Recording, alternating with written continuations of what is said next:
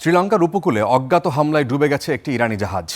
জাহাজে থাকা ৭৮ জন নাবিক আহত হয়েছেন। তাদের শ্রীলঙ্কার বিভিন্ন হাসপাতালে ভর্তি করা হয়েছে। লঙ্কার নৌবাহিনীর এক মুখপাত্র জানিয়েছেন যে এই ঘটনায় আহত ৩২ জনকে উদ্ধার করা হয়েছে। অজ্ঞাত সাবমেরিন থেকে জাহাজটিতে হামলা চালানো হয়েছে বলে তারা ধারণা করছে। তবে কারা এই হামলা চালিয়েছে সেটি এখন পর্যন্ত পরিষ্কার নয়। শ্রীলঙ্কার উপকূলে ছিল ইরানের নৌবাহিনীর এই ফ্রিগেট। জাহাজটি নিরাপদে সেখানে অবস্থান করছিল। হঠাৎ করে সেটি হামলার কবলে পড়ে। ধারণা করা হচ্ছে পানির নিচ থেকে ছুটে আসা অজ্ঞাত কোনো সাবমেরিন টর্পিডো হামলা চালিয়ে জাহাজটি ধ্বংস করেছে। ইরানি জাহাজ থেকে সাহায্যের আবেদন পেয়ে দ্রুতই ছুটে যায় শ্রীলঙ্কার নৌবাহিনী। জাহাজটি রক্ষা করা না গেলেও ৩২ জন নাবিককে উদ্ধার করা হয়। তবে বহু নাবিক এখনও নিখোঁজ। শ্রীলঙ্কার পররাষ্ট্রমন্ত্রী বিজিতা হেরাত বলেছেন, ইরানি ফ্রিগেটটিতে মোট ১৮০ জন নাবিক ছিলেন।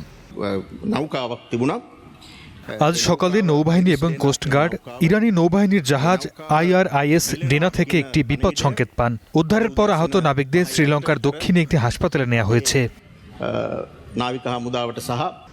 মধ্যপ্রাচ্যে চলমান যুদ্ধে আর্থিক সংকটে পড়ার ঝুঁকিতে রয়েছে এশিয়ার দ্বীপরাষ্ট্র শ্রীলঙ্কা।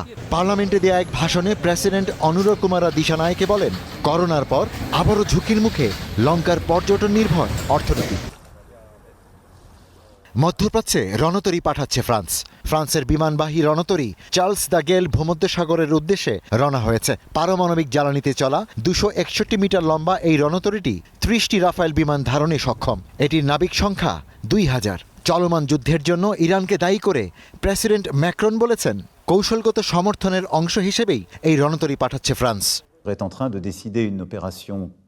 যুদ্ধ মধ্যপ্রাচ্যকে গ্রাস করেছে। ইরানের বিরুদ্ধে মার্কিন ইসরায়েলের হামলার ফলে সংঘর্ষ সমগ্র অঞ্চলে ছড়িয়ে পড়েছে।